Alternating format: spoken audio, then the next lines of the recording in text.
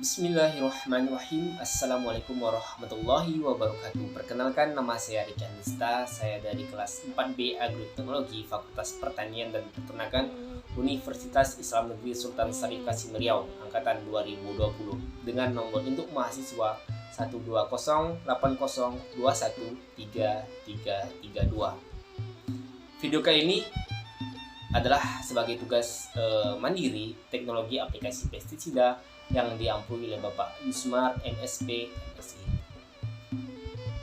Yang saya bahas pada video kali ini yaitu tentang pencemaran lingkungan dan tanah.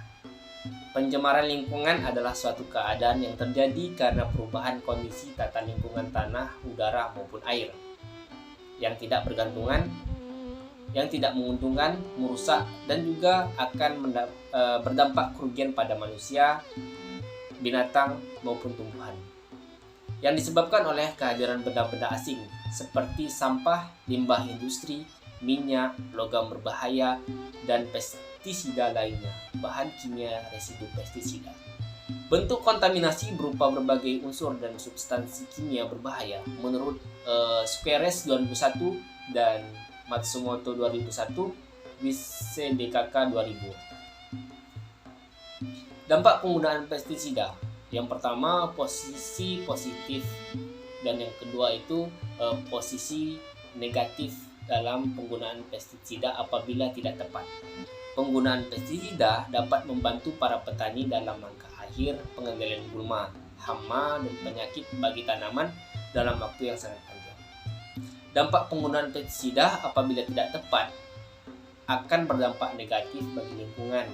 Yang pertama, kesehatan manusia, yang kedua air, yang ketiga itu tanah. Untuk kesehatan manusia, apabila dalam pengaplikasian tidak tepat prosedur, keamanan menurut peraturan pemakaian, maka kesehatan manusia akan terganggu melalui mulut, kulit maupun sistem pernafasan. Gejala yang akan terjadi apabila kita terkena langsung bahan kimia pestisida. Gejalanya yang terjadi akan pertama itu pusing-pusing, kulit terasa gatal-gatal, kejang-kejang, dan juga akan mengakibatkan kematian. Selanjutnya, air. Dari saluran air juga bisa membawa dampak negatif bagi kita. Misalnya, apabila ketika sudah selesai penyemprotan, kita melakukan pencucian tangki di saluran air tersebut, maka air tersebut akan terkena bahan kimia pada setelah kita pengaplikasian pestisida tersebut, maka biota pada air akan mati, dan juga apabila manusia mengkonsumsi ikan tersebut akan berdampak negatif bagi kesehatan. Yang ketiga itu tanah. Akibat dari penggunaan pestisida secara berlebihan dapat mengakibatkan degradasi tanah menjadi semakin rusak karena proses pengendapan pestisida dalam jangka waktu yang lama. Nah, dampak buruk pestisida apabila jatuh ke tanah maka akan mengakibatkan mikroba di dalam tanah mati dan unsur hara pada tanah akan hilang.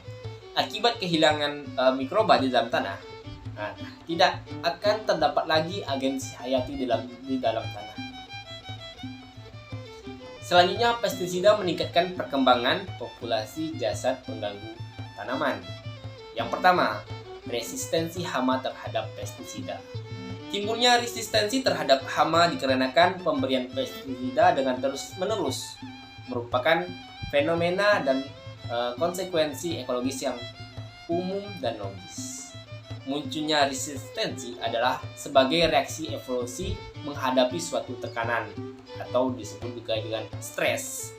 Nah, karena hama terus-menerus mendapatkan tekanan oleh bahan kimia pestisida, maka melalui proses seleksi alamilah spesies hama mampu membentuk strain baru yang lebih tahan terhadap pestisida tertentu.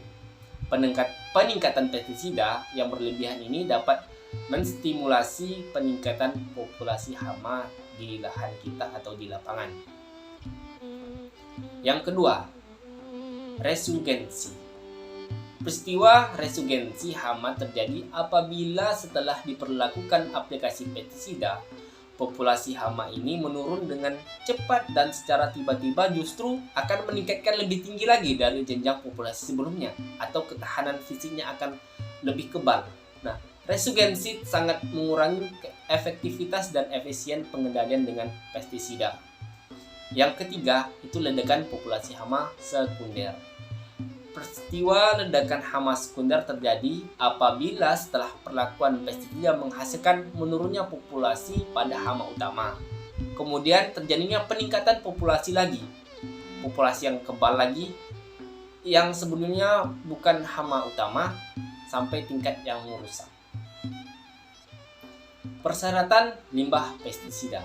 Adapun persyaratan pembuangan dan pemusnahan limbah pestisida yang saya ambil hanya dua. Yang pertama itu, tempat produk pestisida sebelum dibuang harus dirusak terlebih dahulu supaya tidak dapat digunakan kembali oleh masyarakat sekitar apabila kita sudah menghabiskan bahan kimia dari produk pestisida itu. Nah, yang kedua, lokasi tempat pembuangan harus jauh dari pemukiman atau jauh dari saluran air yang akan dipergunakan nantinya oleh masyarakat. Selanjutnya, pengelolaan pestisida berdasarkan sasaran. Ada 6. Yang pertama, insektisida adalah bahan mengandung senyawa kimia yang bisa mematikan semua jenis serangga. Yang kedua, herbisida adalah senyawa kimia racun yang dimanfaatkan untuk membunuh tumbuhan pengganggu yang disebut gulma. Yang ketiga, fungisida adalah bahan yang mengandung senyawa kimia beracun dan bisa digunakan untuk memberantas atau mencegah cendawan.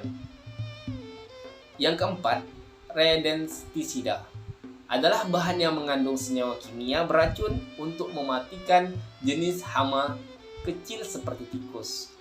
Kemudian yang kelima, bakterisida. Senyawa ini mengandung bahan yang aktif beracun yang bisa membunuh bakteri.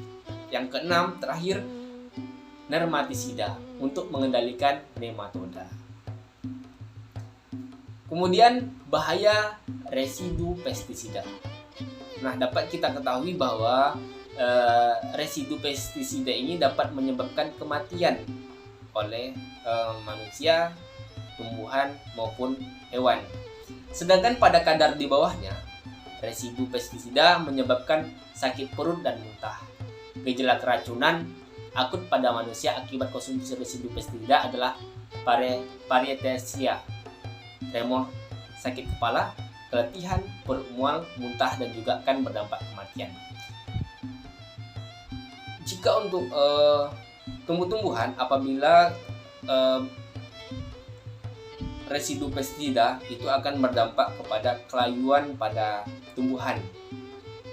Kemudian akan tanah juga akan menjadi gersang sehingga unsur hara di dalam tanah akan sekejap hilang. Kemudian akan berdampak kepada tumbuhan tersebut.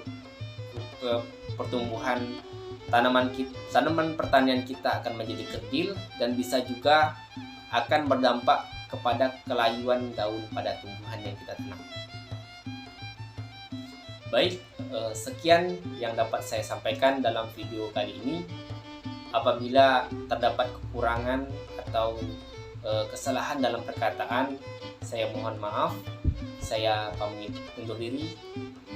Hatur nuhun, wabillahi taufiq wal hidayah. Wassalamualaikum warahmatullahi wabarakatuh.